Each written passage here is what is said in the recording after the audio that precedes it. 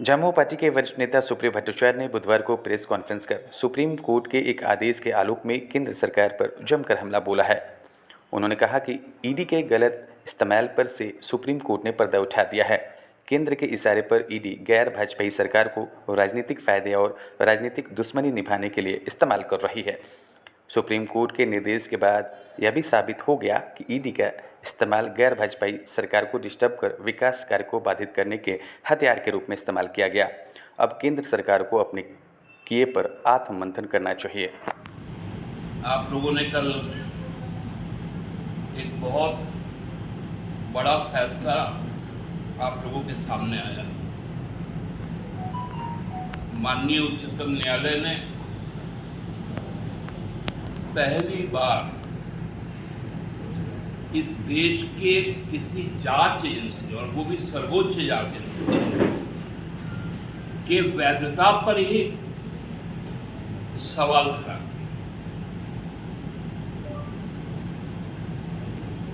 और केंद्र सरकार से पूछा कि ये एक अकेला अधिकारी क्या इस सरकार के लिए अपरिहार्य है। हम लोगों ने पिछले दिनों इस बात को बार बार कहा कि भाजपा विरोधी राज्यों में जिस प्रकार से केंद्रीय एजेंसियों को सक्रिय किया गया, चाहे वो ईडी हो, आईटी हो, सीबीआई, डे वन से हमने इस बात को कहा कि ईडी का नामांकन एनफोर्समेंट डायरेक्टरेट नहीं, एंड ऑफ डेमोक्रेसी, और उसी बात का मुहर कल माननीय उच्चतम न्यायालय ने लगाया कि एक अनकॉन्स्टिट्यूशनल वे से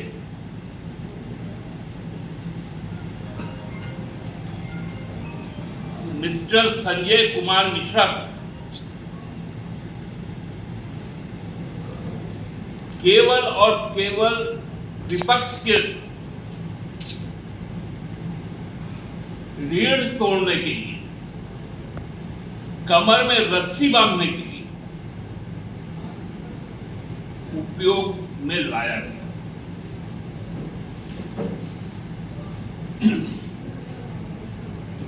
ये सभी को जानते हैं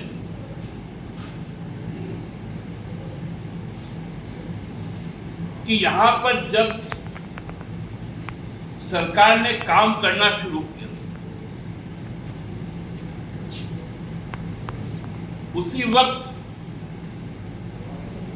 जांच एजेंसियों को पेनिट्रेट किया गया, घुसाया गया, ताकि गवर्नेंस डिस्टर्ब हो जाए, ताकि गवर्नेंस डिस्टेबल हो जाए।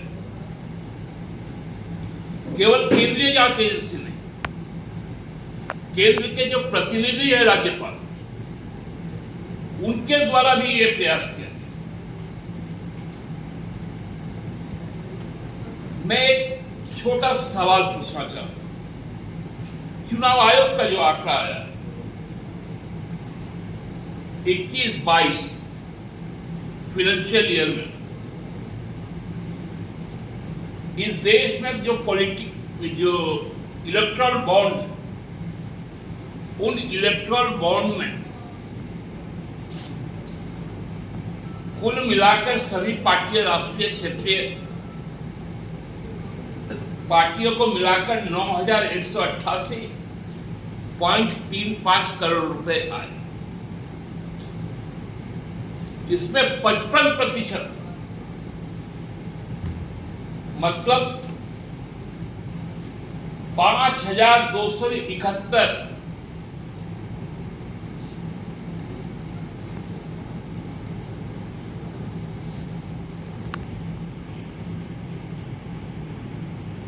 .975 करोड़ रुपए केवल और केवल भारतीय जनता पार्टी, इतना बड़ा मनी लॉन्ड्रिंग होता है इलेक्टोरल बॉन्ड के नाम पर। ईडी क्या कर रही थी? जिस दिन ईडी का छापा पड़ा महाराष्ट्र के विधायक के घर पे, दूसरे दिन वो मंत्री बन गए भारतीय जनता पार्टी के सहयोगी के तौर पर।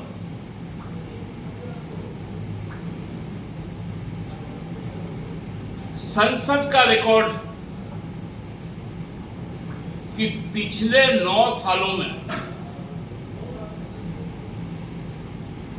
3,310 ईडी के द्वारा केस किया गया, दर्ज किया गया, छापा मारा गया और मात्र 23 व्यक्ति उसको कन्विक्टेड बनाए।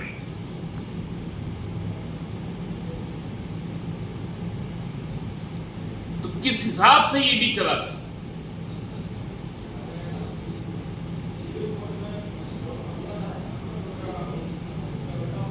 इस तरह से यदि चीजों को आगे बढ़ाया जाए तो हमको लगता है कि इस देश में जो लगातार डेमोक्रेसी पे, कॉन्स्टिट्यूशन पे जो हमला हो रहा है, वो यदि सुप्रीम कोर्ट विजिलेंट ना रहे तो हमको लगता है कि ये देश के लिए अच्छा नहीं।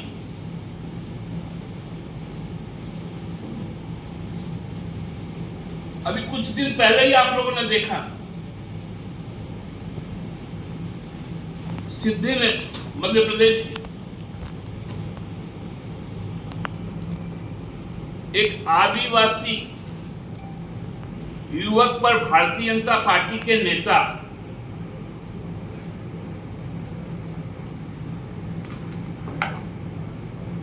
के द्वारा अमानवीय कुकृत्य किए गए। उसके विरोध में जब यहां के आदिवासी संगठन भारतीय जनता पार्टी के खिलाफ अपना आक्रोश व्यक्त कर रही थी, तो जो नवनियुक्त प्रदेश अध्यक्ष, संयोग से वो भी आदिवासी,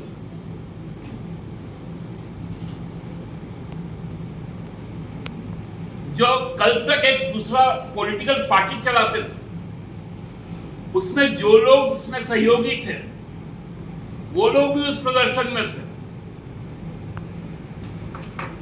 उन्होंने कह दिया ये आदिवासी ही नहीं,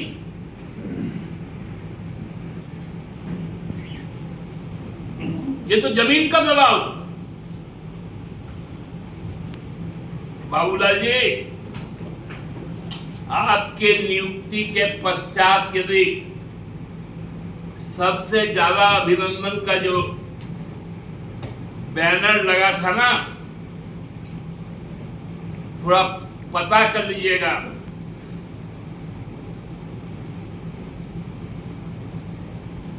वो किस पेशे से जुड़ा हुआ।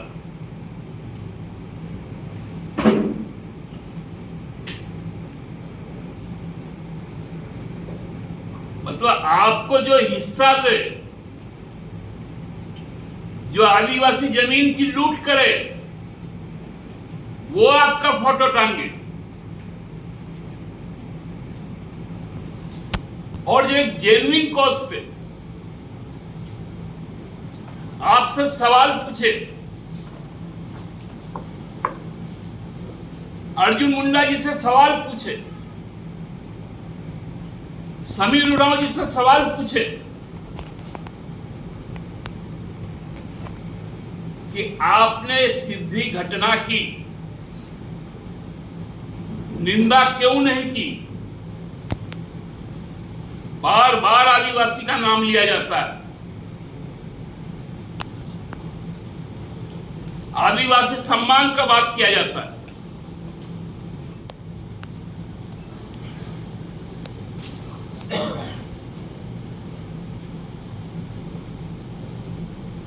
आजकल तो दिल्ली घूम रहे हैं,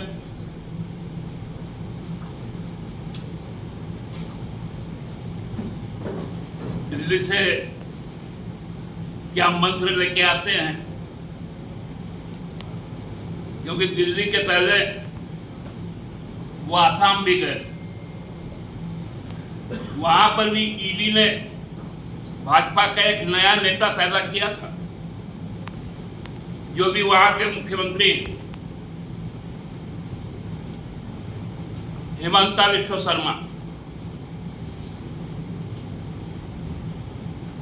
और हमको लगता है कि इनके भी भाजपा में जाने के पीछे कहीं ना कहीं कोई फोन कॉल आया होगा हिनू के दफ्तर से कि भाजपा में जाओ तो बचोगे।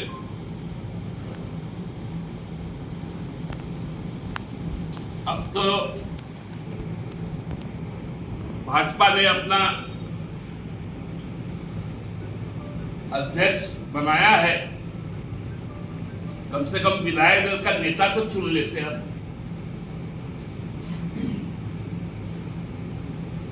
3.5 साल हो गए, विधायक दल का नेता नहीं हो पाया।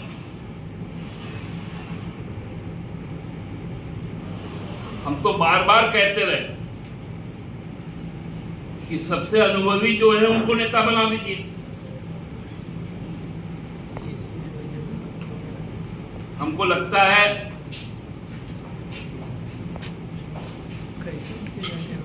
कि भारतीय जनता पार्टी का जो चरित्र है, जो चेहरा है,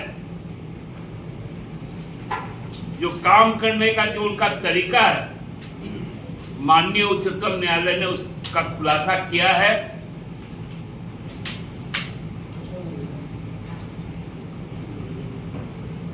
और अब भी बहुत सारे काम ऐसे हो रहे हैं,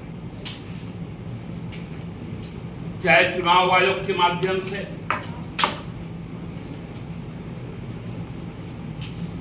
चाहे इनकम टैक्स के माध्यम से,